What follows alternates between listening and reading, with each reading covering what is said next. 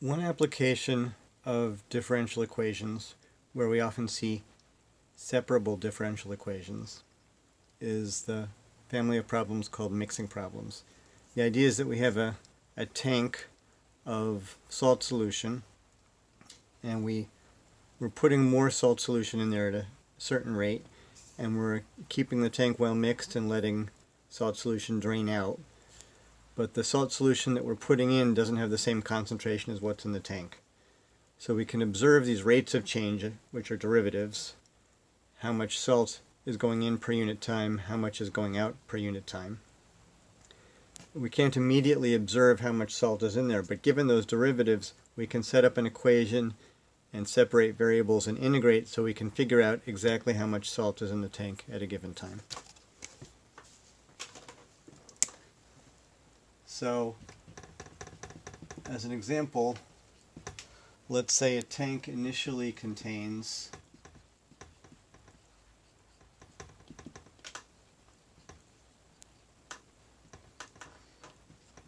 20 kilograms of salt in 5,000 liters of water.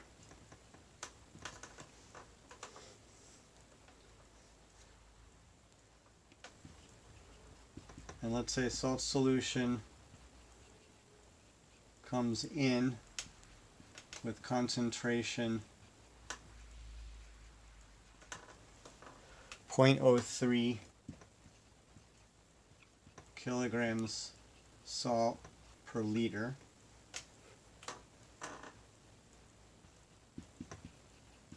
At a rate of 25 liters per minute.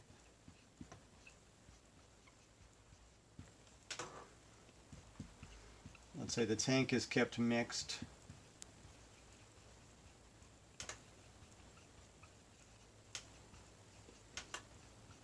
and solution drains out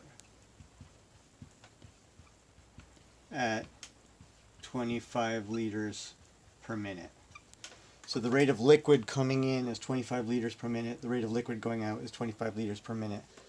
So the amount of liquid in the tank is not going to change with time. What changes is the concentration of salt, because what we're putting in there, 0.03 kilograms per liter, isn't necessarily the same as the concentration we would get if we have 20 kilograms of salt per 5,000 liters. All right, so we observe salt solution coming in at a certain rate, called salt solution draining out, and we want to know how much salt is in the tank after, say, 30 minutes. So given the initial condition of 20 kilograms being in there, and we know how much salt is going in per minute, how much is leaving per minute, we should be able to figure out exactly how much is in there after 30 minutes. So the differential equation that explains what's going on in these mixing problems is, well, let's let y be amount of salt in the tank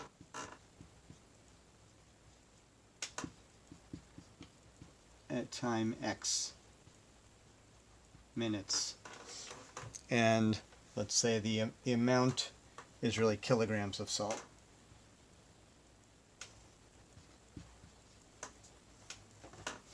And then x is time.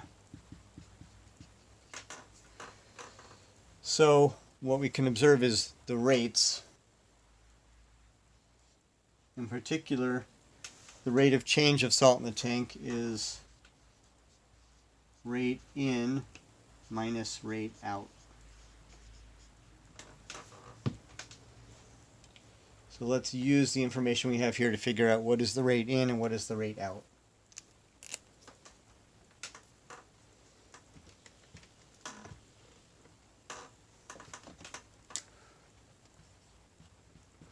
So rate in is we've got 0.03 kilograms of salt per liter at 25 liters per minute. And the rate out is 25 liters per minute. What's the concentration? Well, whatever number of kilograms of salt are in the tank at time x, y at time x, divided by 5,000, and that's in kilograms per liter,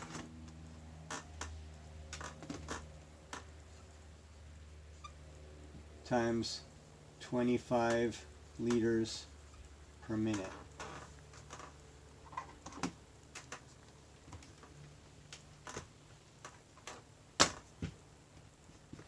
So this is 0.75 minus 25 times 2 is 50, 25 times 20 is 500, 25 times 200 is 5,000. So this is 1 over 200. So minus y over 200, and this is all liters cancel, this is all kilograms per minute.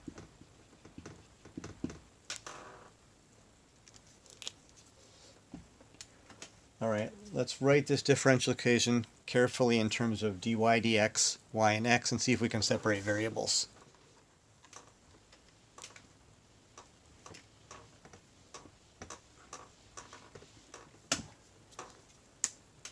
So dy dx is, I guess if we write this as a fraction over 200, it'll be easier to combine fractions. 200 is 150, so that's 150 200ths. So dy dx equals 150 minus y over 200. Okay, so if we put the 150 minus y down here and the dx up there, then we've separated the y's and the x's.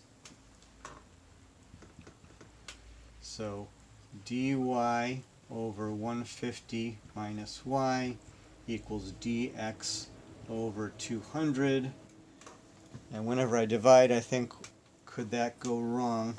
Or how could it go wrong? If y equals 150, then that would be a problem. So let me write or y equals 150, because I'm accidentally throwing out that possibility when I divide by 150 minus y. Alright, now I want to integrate both sides. It seems to me integrating 1 over 150 minus y is a little bit more difficult than integrating 1 over y minus 150, because foo here is minus y, and if I put y minus 150, then foo is just y. So let me multiply both sides by -1 and integrate.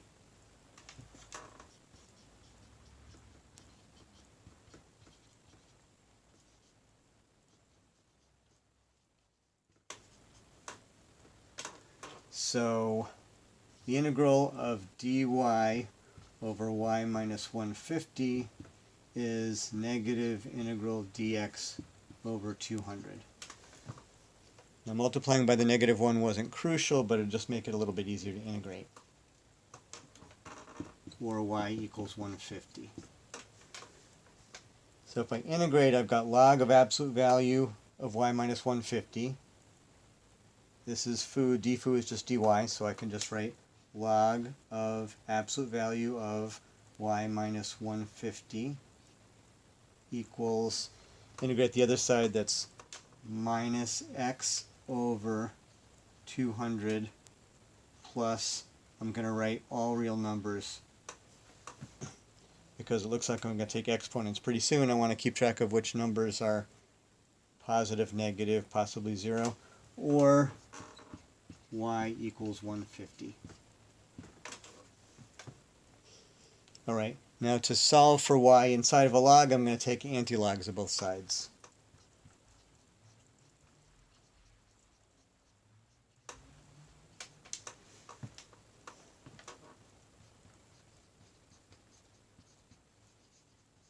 So that is, take e to the both sides. So if I take antilogs of both sides, then I have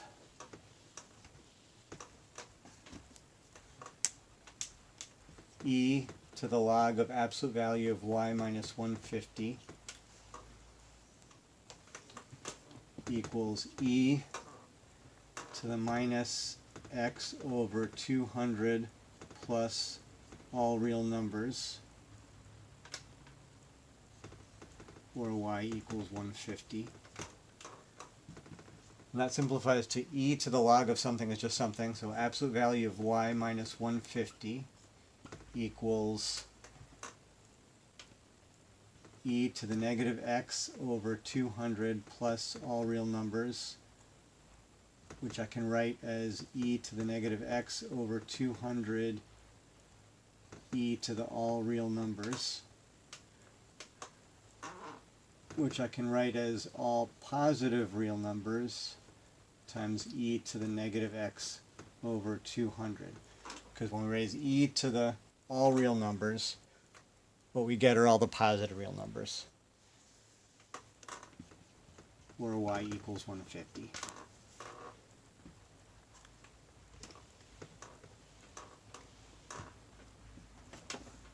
All right, now if we want to get rid of absolute value on one side of the equation, we have to make the other side plus or minus. So that means that y minus 150 equals plus or minus all positive reals times e to the negative x over 20, or y equals 150. So that means y equals, let me put the 150 on the other side, 150 plus or minus all positive reals e to the negative x over 200, or y equals 150. So 150 plus all positive multiples of this, or 150 plus all negative multiples of this, or 150 plus 0 times this, gives all possible real multiples of this. So I can summarize this by saying y equals 150 plus all possible real multiples, including 0, including positive numbers, including negative numbers, of e to the negative x over 200. So again, this y equals 150 that we're saving on the side exactly plugged in the hole that was here, because this is 150 plus things or 150 minus things, but 150 plus 0 was not an option. Now this gives us 150 plus 0, so it can just say 150 plus all real multiples of e to the negative x over 200. Alright, so that's all possible solutions.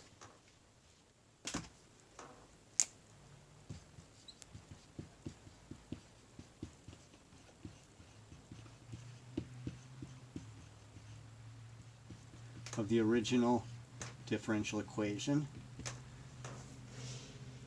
But one piece of information that was given in the problem will help us identify a single solution here that we can plug 30 into to find out how much salt is in the tank at time 30. And that was, we said that at time 0, the amount of salt in the tank was 20 kilograms. So now we want to find C such that, let's see, 20, our y value, equals 150 plus C e to the 0th, 0 over 200. Well, e to the 0th is 1, so 20 equals 150 C. So I guess C has to be negative 130. So that means the solution we want has negative 130 in here for the real number.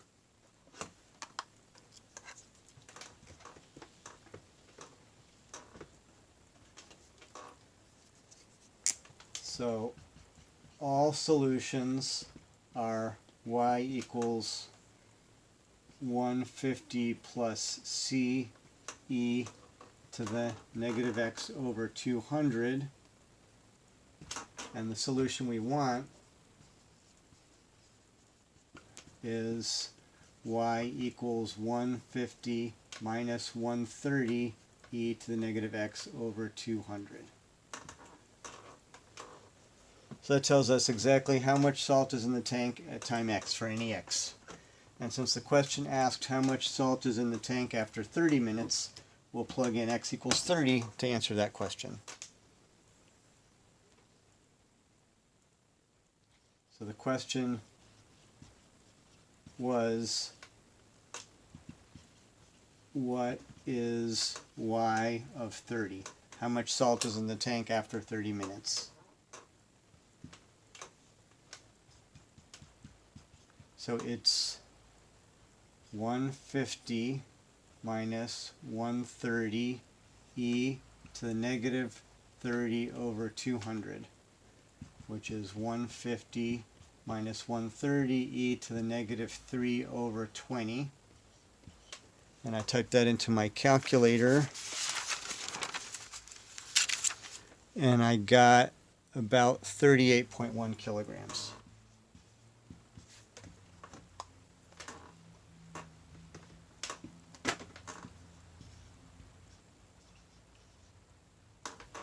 Of course, this is the perfectly accurate answer, 150 minus 130 e to the negative 3 over 20.